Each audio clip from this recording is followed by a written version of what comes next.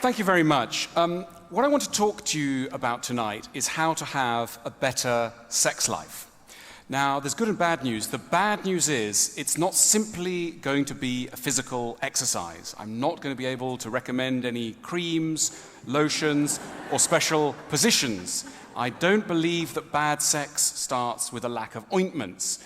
I think, unfortunately, it starts in your head.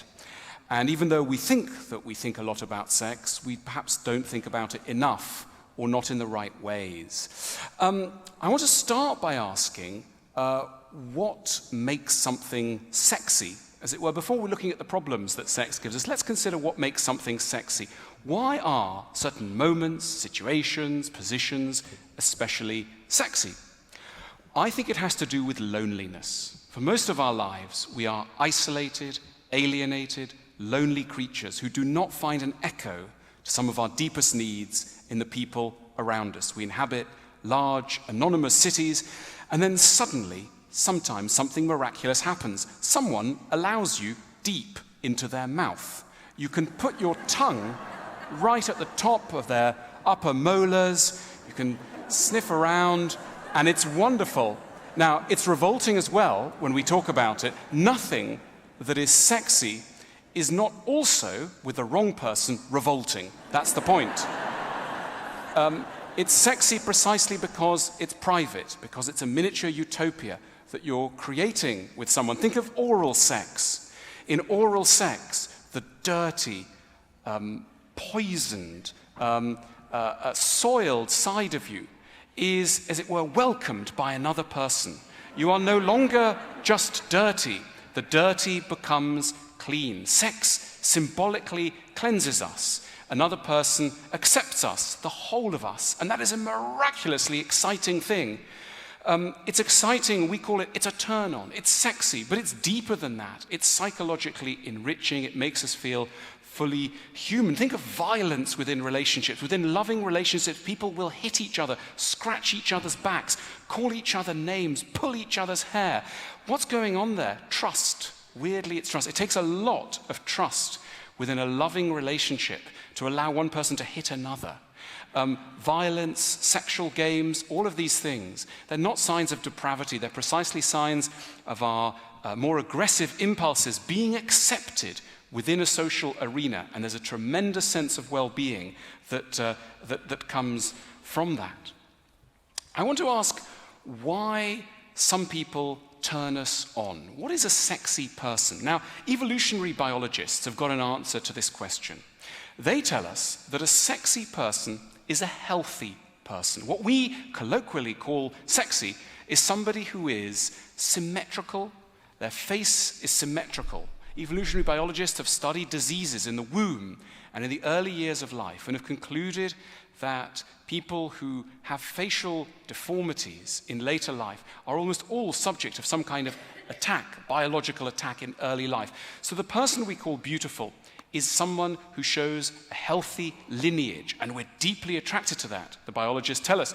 Here's the work of a guy in St. Andrews who looked at pictures of lots and lots of pretty women and then distorted some of them and asked his students to rate on a scale which ones they thought were attractive or not. So here are a couple from St. Andrews. Now, I think that most of you should find this lady more attractive. She's a version of this one, but this one's got a nostril. Something's gone slightly wrong with her nostril and slightly wrong with that eye, and that's why we don't want to ask her out on a date. We want to ask this one out on a date because she's dead symmetrical, and we are really turned on by symmetry because we want to have a child with her, and that child will stand a better chance of having a long and happy life. Now, the problem with an evolutionary biological analysis of life is not that it's wrong, it's right. Sure, it's right. The problem is it's very boring. It's very boring. Okay, so what if this is the case? That doesn't really explain the richness of why certain people turn us on. Check out this lady. I think she's a bit of a turn-on. She was painted by Ingres in the 19th century. She's called Madame de Vaussay.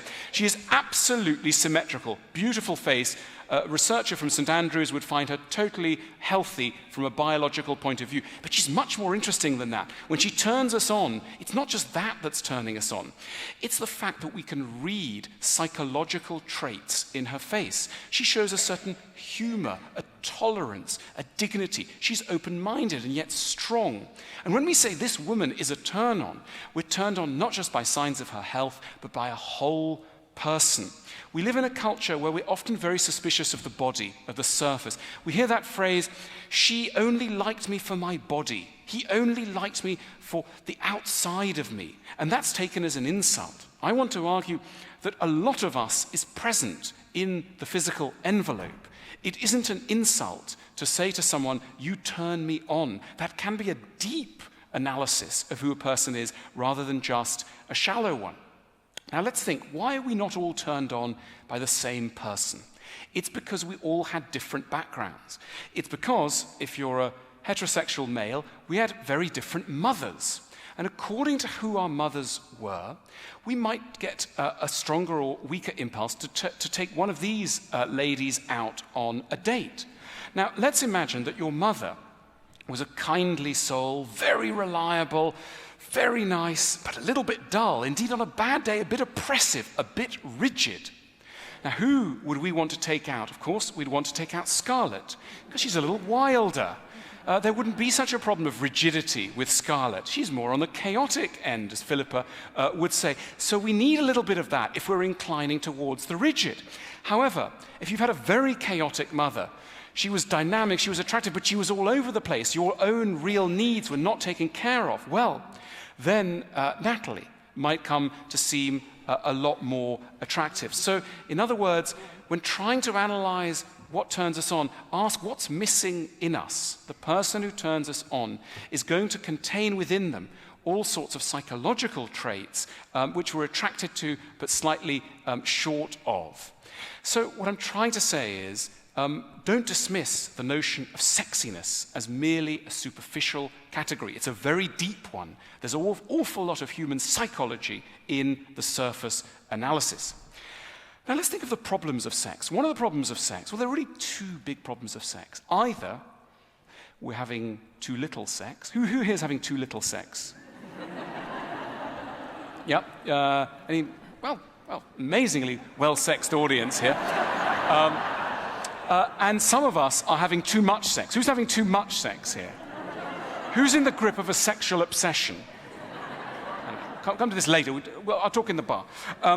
Now, why do some of us have too little sex? Part of the problem is that the person we have sex with generally is someone we're trying to do an awful lot of other things with. You know, in some cultures, at certain periods of history, people split out roles. You know, this person I'm just going to do the accounts with, this person I'm going to raise children with, and this person I'm going to have great sex with. Now, we've rolled it all into one.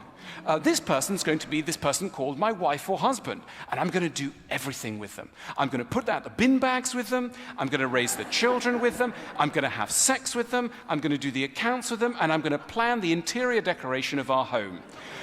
Problem is that sex gets very squashed among all these different priorities. It means that if there's a problem with any of those targets, sex takes a hit. So in order to get back to having a bit more sex, what you need to try and do is remember what it was like to see that person when all you were trying to do was have sex with them. Now, there's a website that tries to encourage you to do that. Don't go on it immediately, later tonight. It's called postyourpartner.com. And on postyourpartner.com, you take a picture of your partner naked and you stick them on, and you get aroused and masturbate to the sound, to the notion that other people are watching your spouse or your special friend. And that's erotic. Now, what's going on there? What's going on there? Got to keep a straight face. What's going on there is that you're using the libido of others to remind you of what it was like to fancy your partner before you started putting the bin bags out with them. You're using them as a guide to remembering what's a turn-on. Now, for those of you not into that, into postyourpartner.com, there is an alternative. This is the Park Hyatt in Tokyo. It's going to cost you about $400 a night.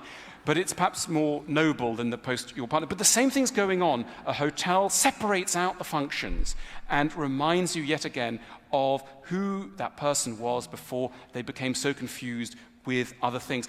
Incidentally, what we're being asked to do is to reappreciate something which was always around and which we're not looking at properly. In other words, the problem of not having enough sex is not knowing how to look properly. We should take a leaf from the eyes of painters. Painters do this all the time. Take Edouard Manet, who painted some asparagus in the 19th century. And the thing was, we've all eaten asparagus thousands of times and don't think about it twice. But Manet made one of the great works of the 19th century by looking at them properly, looking at them carefully. And my suggestion to you is look at your partner as Manet looked at asparagus.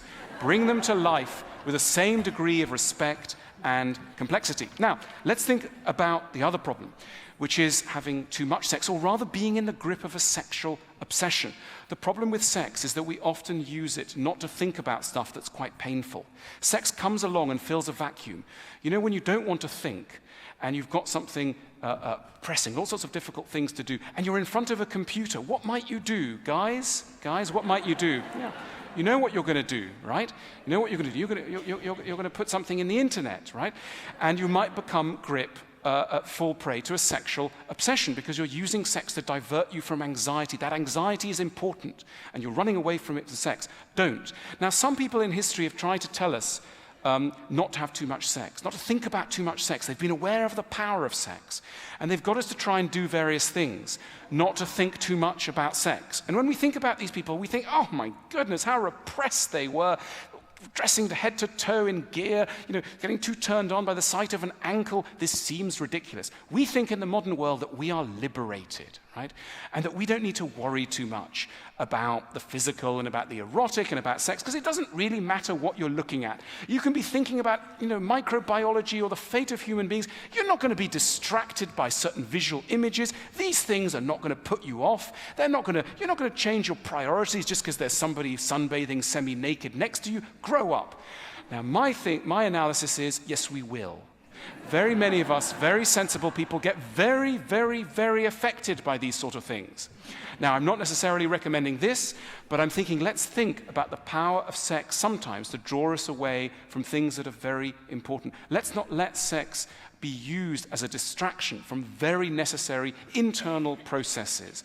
Let's sometimes admit that a certain amount of censorship and repression is not just for the Victorians, it's not just for the religious, it's for all of us. If we're trying to have a good life, part of that good life will involve some censorship, some repression.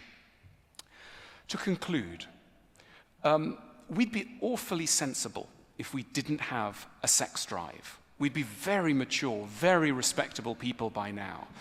We could take ourselves seriously, very seriously. We could almost be growing smug about the sort of people we are, how clever and wise and noble. Fortunately, we have a sex drive.